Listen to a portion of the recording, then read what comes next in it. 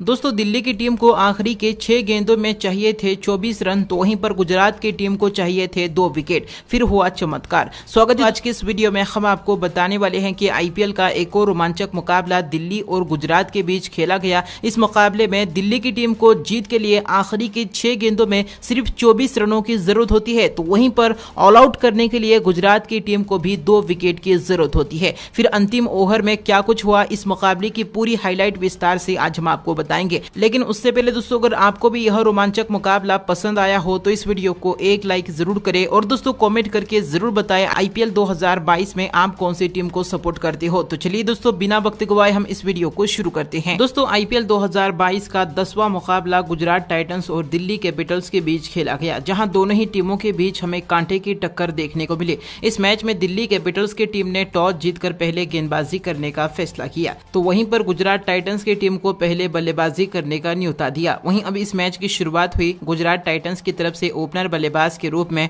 Matthew Wade और शुभमन गिल बल्लेबाजी करने के लिए मैदान पर उतरे, लेकिन पहले ही ओवर में मैथ्यू वेड मुस्तफिजुर रहमान की गेंद पर 1 रन के व्यक्तिगत स्कोर पर अपना विकेट गंवा बैठे और पवेलियन लौट गए। हालांकि इसके बाद इसी ओवर में नए बल्लेबाज विजय शंकर ने एक बेहतरीन चौका जड़ा, तो वहीं पर दूसरे ओवर में शुभमन गिल के बल्ले से भी एक करारा चौका देखने को मिला। तीसरे ओवर में खलील अहमद ने किफायती गेंदबाजी का नजारा दिखाया। ओवर में मात्र 5 रन खर्च किए, लेकिन शुभमन गिल शानदार बल्लेबाजी कर रहे थे। 5वें ओवर में शुभमन गिल के बल्ले से भी एक गगनचुंबी छक्का देखने को मिला, लेकिन अब छठे ओवर में मुस्तफिजुर रहमान ने किफायती गेंदबाजी का नजारा दिखाते हुए ओवर में मात्र 6 रन खर्च किए। इसी के साथ 6 ओवर में गुजरात टाइटंस की टीम 1 विकेट के नुकसान पर 44 रन बना चुकी थी, लेकिन अब 7वें ओवर में विजय शंकर कुलदीप यादव की गेंद पर क्लीन बोल्ड हो गए और 13 रन बनाकर पवेलियन लौट गए। लेकिन अब नए बल्लेबाज हार्दिक पांड्या ने इसी ओवर में एक शानदार चौका जड़ा, लेकिन अब 8वें ओवर में अक्षर पटेल ने 2 रनों का किफायती ओवर फेंका।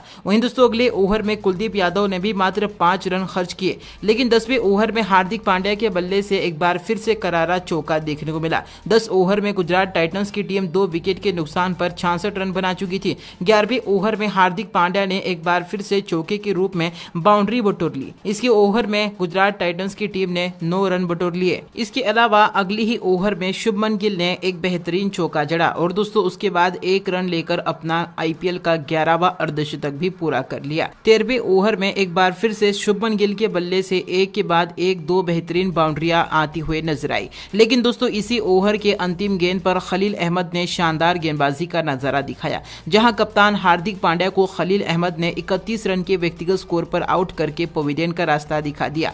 लेकिन दोस्तों अगली ही ओवर में शुभमन गिल ने कुलदीप यादव को एक बेहतरीन छक्का जड़ा और दोस्तों इसी ओवर में डेविड मिलर के बल्ले से भी एक बेहतरीन चौका देखने को मिला। जी हां दोस्तों, 15 ओवर में गुजरात की टीम 3 विकेट के नुकसान पर 120 रन बना चुकी थी। इसके अलावा दोस्तों 16वें ओवर में शुभमन गिल ने अक्षर पटेल को एक के बाद एक 2 बेहतरीन छक्के जड़ दिए और तहलका मचा दिया, लेकिन 18वें ओवर के पहली ही गेंद पर खलील अहमद ने शानदार गेंदबाजी करते हुए शुभमन गिल को कैच आउट करवा दिया, जहां दोस्तों शुभमन गिल ने 40 गेंदों में 84 रनों की बेहतरीन पारी खेलकर पवेलियन लौट गए। लेकिन दोस्तों इसी ओवर में डेविड मिलर ने एक बेहतरीन चौका जड़ा, तो वहीं पर राहुल तेवाटिया के बल्ले से भी एक तूफानी चौका देखने को मिला। अगली ही ओवर में एक बार फिर से राहुल तेवाटिया ने एक और खतरनाक और तूफानी छक्का जड़ा, लेकिन दोस्तों अगली ही ओवर में राहुल तेवाटिया मुस्तफिजुर रहमान की गेंद पर अपना विकेट गंवा बैठे और मात्र 14 रन बनाकर पवेलियन लौट गए। इसके अलावा दोस्तों इसी ओवर के 5वें गेंद पर अभिनव मनोहर भी कैच आउट हो गए और मात्र 1 रन बनाकर पवेलियन लौट गए।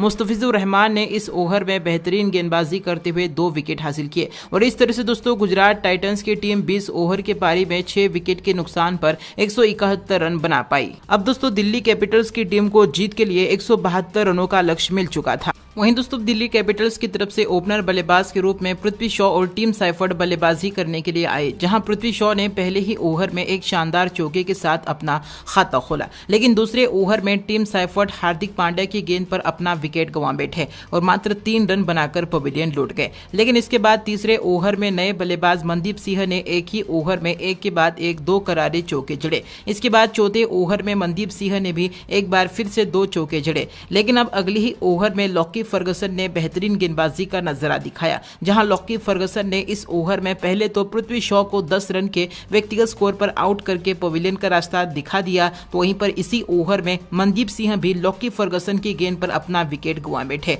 और 18 रन बनाकर पवेलियन लौट गए। हालांकि इस विकेट के बावजूद भी छठे ओवर में नए बल्लेबाज ललित यादव के बल्ले से 2 बेहतरीन चौके देखने को मिले। 6 ओवर में दिल्ली की टीम 3 विकेट पर 43 रन बना चुकी थी। 7वें ओवर में कप्तान ऋषभ पंत ने एक के बाद एक 2 करारे चौके जड़ दिए। इसके बाद अगले ओवर में ऋषभ पंत ने राशिद खान की गेंद पर भी एक बेहतरीन चौका जड़ा। एक के बाद एक ऋषभ पंत के बल्ले से बेहतरीन बल्लेबाजी देखने को मिल रही थी। अब 9वें ओवर में दिल्ली कैपिटल्स की टीम ने 9 रन बटोर लिए थे। वहीं 10वें ओवर में ललित यादव ने राशिद खान की गेंद पर एक अतिशीय छक्का भी जड़ा। अब दोस्तों 10 ओवर में दिल्ली की टीम 3 विकेट पर 79 रन बना चुकी थी। आखिरी के 60 गेंदों में दिल्ली की टीम को 93 रनों की जरूरत थी। 11वें ओवर में दिल्ली कैपिटल्स की टीम ने 7 रन बटोर लिए, लेकिन इसके बाद अगले ही ओवर में ऋषभ पंत के बल्ले से 2 करारे चौके देखने को मिले। लेकिन अब इसी ओवर में ललित यादव बदकिस्मती से रनआउट का शिकार हो गए और 25 रन बनाकर पवेलियन लौट गए। हालांकि विकेट के बावजूद भी नए बल्लेबाज रोमन पोवेल ने आती ही एक करारा चौका जड़ा,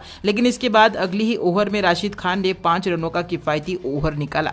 14वें ओवर में ऋषभ पंत ने एक चौका और रोमन पोवेल ने एक खतरनाक छक्का जड़ा, परंतु अब अगले ही ओवर में लॉकी फर्गसन ने एक बार फिर से शानदार गेंदबाजी करते हुए ऋषभ पंत को आउट कर दिया, जहां ऋषभ पंत 43 रन बनाकर पवेलियन लौट गए। लेकिन विकेट के बावजूद भी इसी ओवर में नए बल्लेबाज अक्षर पटेल के बल्ले से भी एक के बाद एक 2 बेहतरीन चौके देखने को मिले। लेकिन इसी ओवर में अगली ही गेंद पर अक्षर पटेल भी अपना विकेट गंवा बैठे, जहां दोस्तों 15 ओवर में दिल्ली की टीम 6 विकेट पर 126 रन बना चुकी थी। जहां दोस्तों अब आखिरी के 30 गेंदों पर दिल्ली की टीम को 40 रनों की जरूरत थी। अब 16वें ओवर में राशिद खान ने शार्दुल ठाकुर को 2 रन के व्यक्तिगत स्कोर पर एलबीडब्ल्यू आउट करके पवेलियन का रास्ता दिखा दिया, तो वहीं पर 17वें ओवर में रोमन पोवेल के बल्ले से भी एक करारा चौका देखने को मिला। वहीं अब दिल्ली की टीम को अंतिम 18 गेंदों में सिर्फ 30 रनों की जरूरत थी, लेकिन 18वें ओवर में मोहम्मद शमी ने अपनी लाजवाब गेंदबाजी का जलवा बिखेरा, जहां रोमन पोवेल को पहले तो मोहम्मद शमी ने एलबीडब्ल्यू आउट किया और उसके बाद अगली ही गेंद पर नए बल्लेबाज खलील अहमद को भी मोहम्मद शमी ने कैच आउट करवा दिया। वहीं दोस्तों 19वें ओवर में हार्दिक पांड्या ने किफायती गेंदबाजी करते हुए मात्र 3 रन खर्च कर दिए। अब अंतिम ओवर में दिल्ली कैपिटल्स की टीम को जीत के लिए आखिरी के 6 गेंदों में 24 रनों की जरूरत थी, जहां दोस्तों अंतिम ओवर की चौथी गेंद पर कुलदीप यादव ने एक गगनचुंबी छक्का जड़ा, लेकिन अब बहुत ही देर हो चुकी थी। दिल्ली कैपिटल्स की टीम को हार का सामना करना पड़ा और गुजरात टाइटंस की टीम ने यह मुकाबला 14 रनों से जीत लिया। दोस्तों इसी में गुजरात के उस हार्दिक पांड्या के बेहतरीन प्रदर्शन पर आपकी पूर्ण राय क्या है? हार्दिक पांड्या के इस कप्तानी को आप 10 में से कितने नंबर दोगे? कमेंट करके उसका जवाब जरूर दें। इस वीडियो को एक लाइक जरूर